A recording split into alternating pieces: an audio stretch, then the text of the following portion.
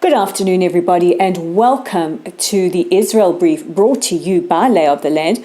I'm Rolene Marks, your host, bringing you the top stories from Israel and the region every Monday to Thursday. Now, if you're looking to where you can watch us, we are on Facebook. We are on our Facebook page at Lottel Site and also on YouTube, where you can find us at the Israel Brief. Now, as big tech companies clamp down on certain news sites and on what they see as overtly political posts, so we are being affected too.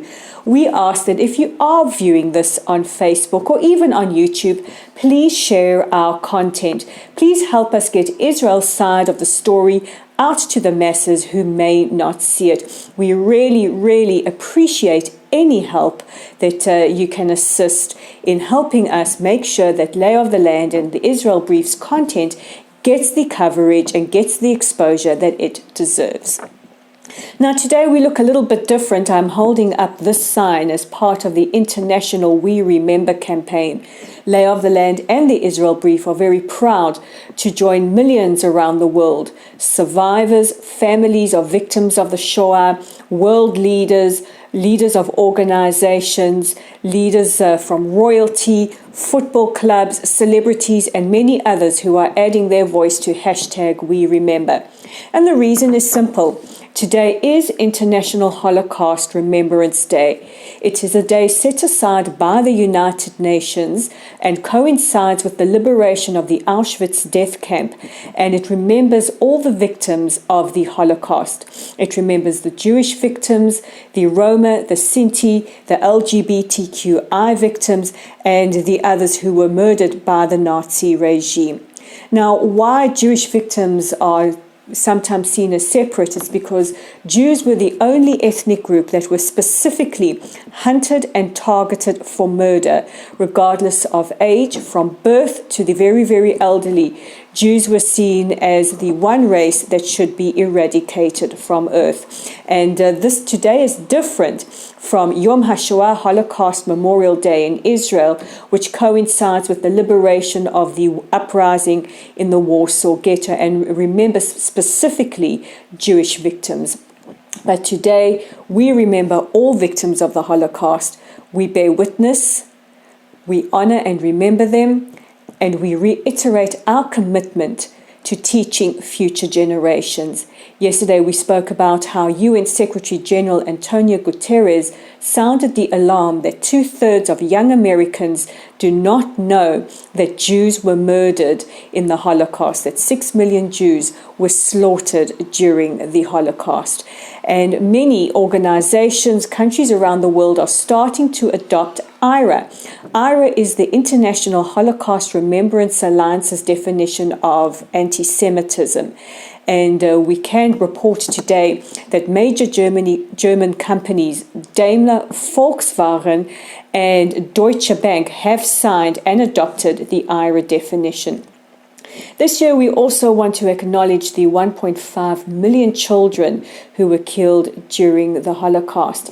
And in dedication to them, there is an op-ed written by one of our co-founders, Dave Kaplan, on a survivor. It is truly remarkable, and you can view that on our Facebook page and on our website. And as the coronavirus moves its way around the world, so it has also been reported that 900 Holocaust survivors have died in Israel this year as a result of this potentially deadly virus.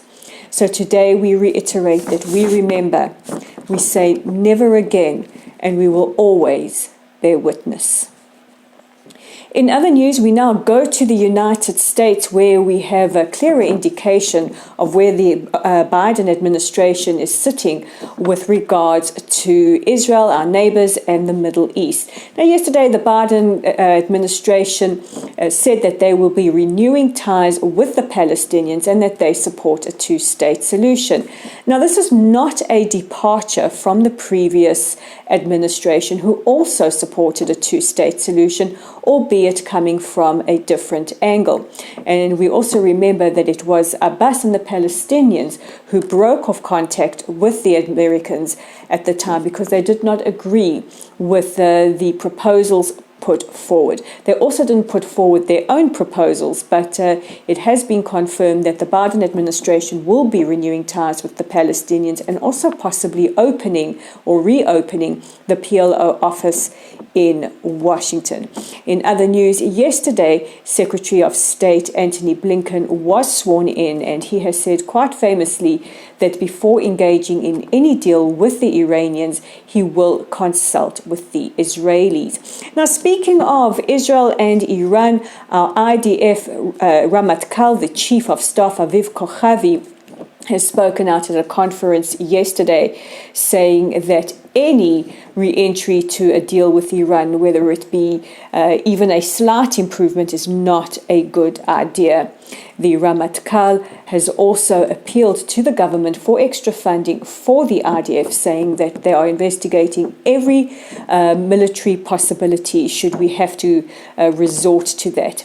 Later this week, the Security Cabinet will meet to discuss a possible budget and perhaps bolstering the budget of the IDF in the event that we will have a showdown with the Iranians. So those are the top stories making headlines today. Don't forget to check out our content on our website at www.layoftheland.online.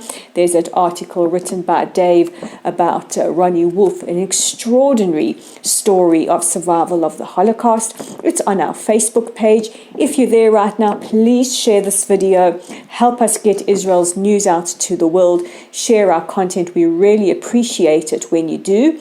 We're on the Israel Brief channel on YouTube, and all you have to do is simply click on the red subscribe button to get your daily updates. And we are also on Twitter, because hey, where else would we be? And you can find us at Lay of the Land 5. That's at Lay of the Land 5. So with the Wednesday edition of the Israel Brief, I'm Rolene Marks, wishing you good health and safety, and we'll chat again tomorrow.